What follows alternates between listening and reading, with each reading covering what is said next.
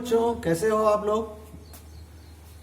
बात करते हैं Kepler's law of planetary motion की। इस वीडियो में हम लोग ये सीखेंगे कि कैसे प्लैनेट्स मूव करते हैं, कैसे प्लैनेट उनका रास्ता क्या है और किस तरीके वो अपना रास्ता फॉलो करते हैं।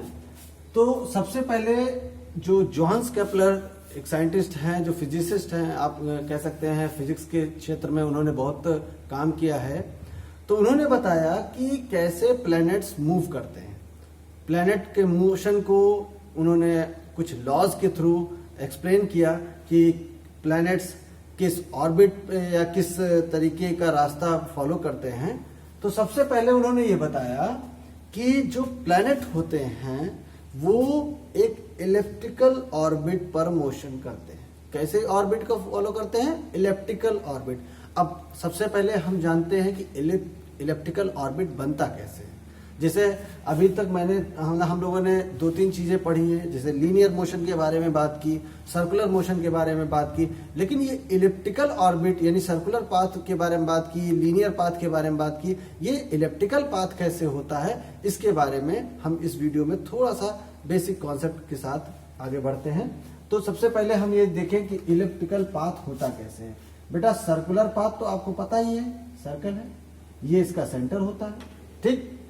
इस सेंटर से हर पॉइंट, अगर सर्कमफ्रेंस पे कोई भी पॉइंट है तो उस पॉइंट को अगर देखें तो इस सेंटर से सबकी जो डिस्टेंस है वो लगभग सेम आती है, इसीलिए हम इसको सेंटर बोलते हैं। लेकिन इसी सर्कल को ऊपर से और नीचे से थोड़ा सा ऐसे प्रेस करिए, तो इसी का जो प्रेस करेंगे आप, तो ऊपर वाले पोर्शन तो प्रेस होने पे पास में आएंगे, लेकिन साइड वाले पोर्शन थोड़ा दूर जाएंगे ना। तो अब आपका जो रास्ता बनेगा वो कुछ इस तरीके बनेगा। इस तरीके बनेगा कि नहीं बनेगा? जब इस तरीके का आपका जो रास्ता बनेगा वो हमारा बनेगा क्या बन जाएगा? एक नया पाथ बनेगा, जिसको हम लोग ऐसे भी कह सकते हैं कि वो पाथ हमारा इस तरीके होगा, वो पाथ हमारा इस तरीके होगा, ठीक है।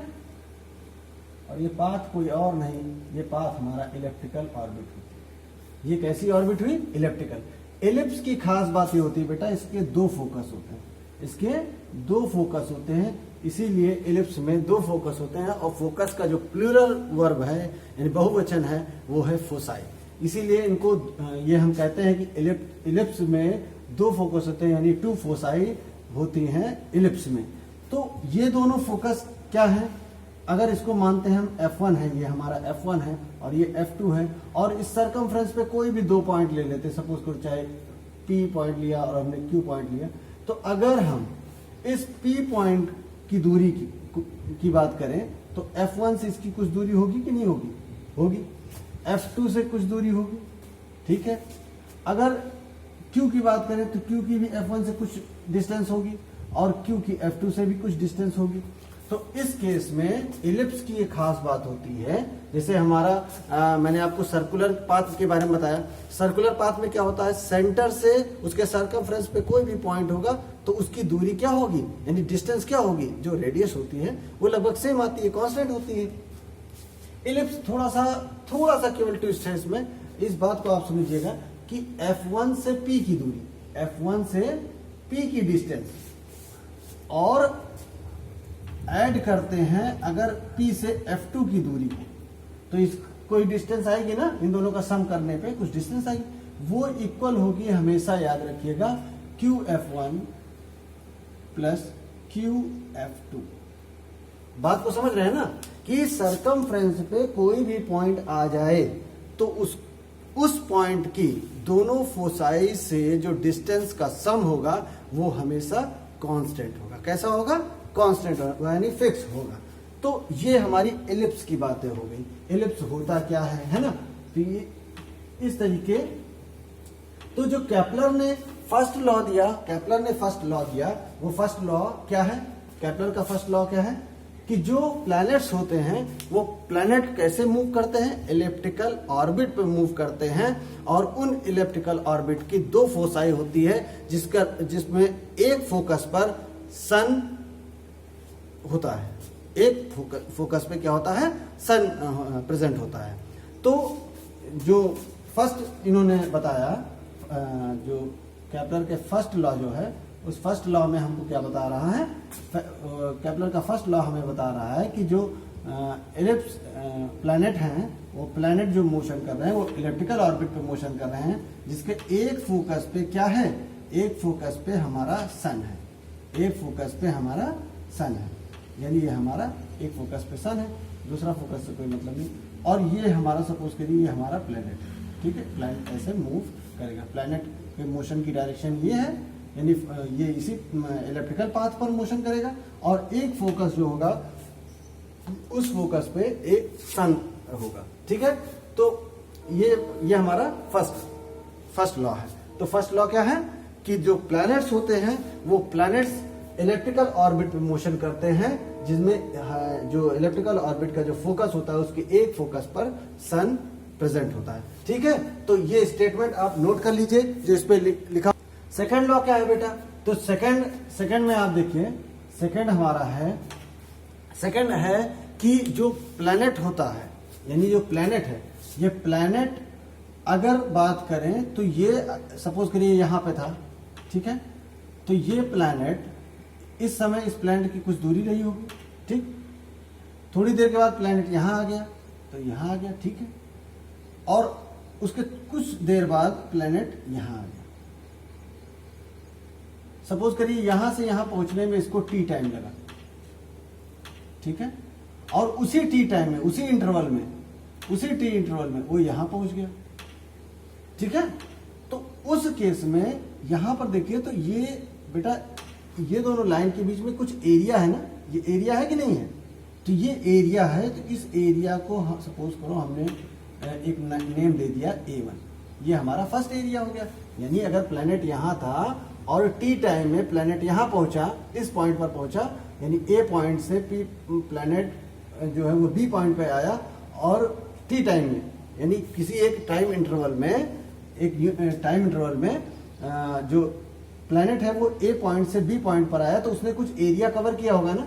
आपने कार में वाइपर देखा होगा, वाइपर क्या करता है, इसे स्वैप करता है ना, एरिया स्वैप करता है कि नहीं करता। तो ऐसे सपोज करिए कि एक वाइपर है, उसने कुछ एरिया स्वैप किया, तो ये जो एरिया है उसको हमने A1 नाम दिया। फिर बी पॉइंट से वो सी पॉइंट पे आया, लेकिन टाइम इंटरवल सेम है, उसी टाइम में बी पॉइंट से सी पॉइंट पे आया तो उसने कुछ एरिया यहाँ कवर किया होगा, इसको नाम दे दिया हमने A2। तो जो सेकंड लॉ है, सेकंड लॉ हमको क्या बता रहा है कि जो एरिया है, जो प्लैनेट मूव कर रहा है टी टाइम में, तो जो एरिया है वो एरिया इक्वल एरिया होगा, क्या होगा, इक्वल एरिया होगा in equal interval of time, यानी the planet sweep equal area in equal intervals of time, equal interval of time, हर टाइम इंटरवल पे, यानी जो इक्वल इंटरवल ऑफ टाइम है उस पर एरिया जो है वो सेम होगा, यानी A1 is equal to A2 होगा। ये बात क्लियर हुई, ठीक। अब जो हमारा थर्ड, तो सेकंड लॉ आप नोट कर लीजिए, और इसके बाद में हम बात करते हैं थर्ड लॉ के बारे में। जो थर्ड लॉ है वो बेटा बहुत ही इंपॉर्टेंट लॉ है। थर्ड लॉ को आप बहुत ध्यान से देखिएगा और इसमें कोई चेंजिंग नहीं होनी चाहिए। थर्ड लॉ है, इसको आप नोट करिए। थर्ड लॉ में देखिए, जैसे ये इलिप्स है, ठीक है, अब मैंने आपको कहा कि थोड़ा डायग्राम अच्छा बनना चाहिए, क्योंकि डायग्राम अच्छा होता है तो कॉन्सेप्ट और अच्छी तरीके से क्लियर होता है। ये हमारा सपोज करिए यहाँ पे हमारा सन था, ठीक है। अगर भाई प्लैनेट यहाँ है, थोड़े समय के लिए प्लैनेट यहाँ है, फिर कुछ समय बाद यहाँ आएगा, फिर कुछ समय बाद यहाँ आएगा, कुछ समय बाद यहाँ आएगा, और थोड़ी देर बाद यहाँ आएगा, ऐसे से मूव करता रहेगा। ऐसे मूव करेगा कि नहीं करेगा, तो ऐसा मूव करता जाएगा। लेकिन हर जगह पे आप देखिए, यहाँ से यहाँ की दूरी अलग है, डिस्टेंस, यहाँ से यहाँ की डिस्टेंस अलग है, यहाँ की डिस्टेंस अलग है, यहाँ की डिस्टेंस अलग है, यहाँ की डिस्टेंस अलग है, यहाँ की डिस्टेंस अलग है। ऐसे देखिए डिस्टेंस एक समय यहाँ घट रही है और फिर धीरे धीरे डिस्टेंस बढ़ती जा रही है। तो कहने का मतलब, अब आपसे पूछा जाए एग्जैक्ट कोई रिलेशन, तो इन्होंने बताया कि जो डिस्टेंस है, यानी हर जगह डिफरेंट डिफरेंट है ना, तो थर्ड लॉ हमको बताता है कि जो डिस्टेंस है, इन डिस्टेंस का जो मीन है, इन डिस्टेंस का मीन आप समझ रहे हैं ना, एवरेज डिस्टेंस। कैसी डिस्टेंस, एवरेज डिस्टेंस। तो जो एवरेज डिस्टेंस है, यानी केपलर ने बताया कि जो मीन डिस्टेंस है, मीन डिस्टेंस जो है वो उसका क्यूब, मीन डिस्टेंस का क्यूब। सपोज करिए इसका मीन डिस्टेंस हमारा r है, मीन डिस्टेंस r निकल के आई, और इस r का cube cube of the mean distance is directly proportional to the square of time period. Square of time period. Time period के स्क्वायर का मीन मतलब जो रिलेशन है और मीन डिस्टेंस से जो रिलेशन है वो क्या है, R cube is directly proportional to T square. R cube is directly proportional to T square. तो यहां से एक चीज हमको देखने को मिली कि R cube upon T square की बात जब करें तो ये कुछ और नहीं, ये एक प्रकार का कांस्टेंट ही तो होगा ना बेटा, क्योंकि देखो यहाँ पे कोई ना कोई कांस्टेंट मल्टीप्लाई करना पड़ेगा, तो अभी तो ये प्रोपोर्शनलिटी कांस्टेंट का साइन चेंज होगा ना, इक्वल टू में आएगा. और जब R cube upon T square करें तो ये कांस्टेंट मिलेगा. ये रिलेशन हमारा थर्ड रिलेशन है. तो ये बातें क्लियर हुई कि नहीं हुई? ये बातें आप, ये कॉन्सेप्ट क्लियर हुआ ना कि जो cube of the mean distance is directly proportional to the square of the time period. Time period is what? जैसे अर्थ है, अर्थ का टाइम पीरियड क्या होता है? 365 डेज होता है ना. थोड़ा सा इसमें एक चीज आप समझ लीजिए बेटा, लीप ईयर जो होता है वो इसीलिए होता है क्योंकि जो एग्जैक्ट टाइम पीरियड होता है अर्थ का, एक सन का चक्कर लगाने में जो इसको कंप्लीट टाइम लगता है वो टाइम होता है 365 डेज प्लस 6 आवर्स, यानी 6 घंटे हर साल बढ़ जाता है. यही 6 घंटे जो है यानी 6 आवर्स 4 टाइम जब हो जाता है, 6 4 24 और 24 आवर्स मिल करके एक दिन बढ़ जाता है, जिसको हम लोग फरवरी 29 कहते हैं, जिसको हम लोग लीप ईयर कहते हैं. तो ये हमारा जो कॉन्सेप्ट था बेटा, ये Kepler's law of planetary motion का कॉन्सेप्ट था. ये चीज आपको क्लियर हो गई.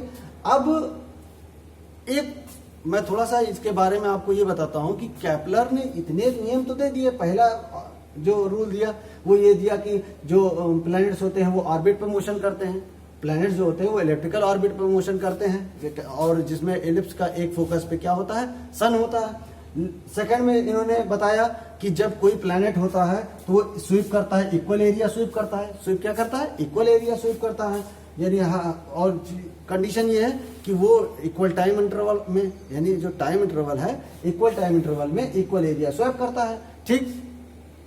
अब थर्ड है जो इनका मीन डिस्टेंस है, उस डिस्टेंस का क्यूब जो है वो डायरेक्टली प्रोपोर्शनल होगा किसके? Square of the time period. इतनी बातें क्लियर. लेकिन बेटा एक चीज, केपलर जो थे वो एक चीज में थोड़ा सा चूक गए, एक चीज उनकी कमी हो गई. वो ये नहीं बता पाए. क्या नहीं बता पाए? उन्होंने ये तो बताया कि प्लैनेट मूव करता है, लेकिन ये नहीं बता पाए कि प्लैनेट क्यों मूव करता है.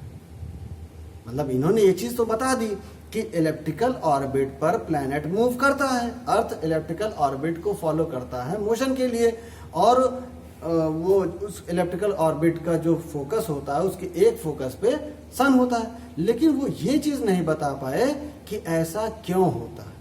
भाई जो पृथ्वी है वो अलग अपना इधर उधर क्यों नहीं मोशन करती, वो क्यों सन के ही चारों तरफ चक्कर लगाती है, यानी सन के ही चारों तरफ क्यों चक्कर लगाती है, ये बात कौन? केपलर नहीं बता पाए.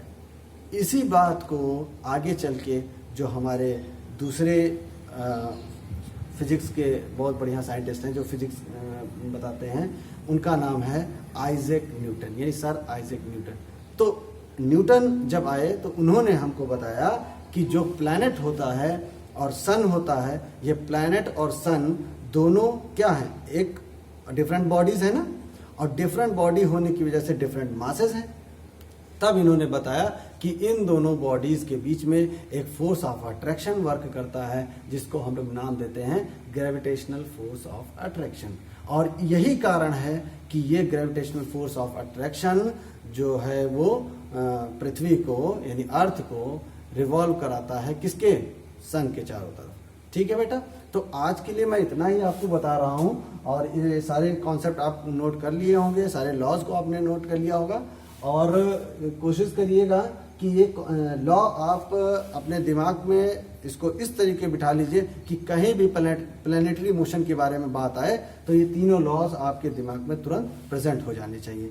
ठीक है बेटा. Okay, thank you.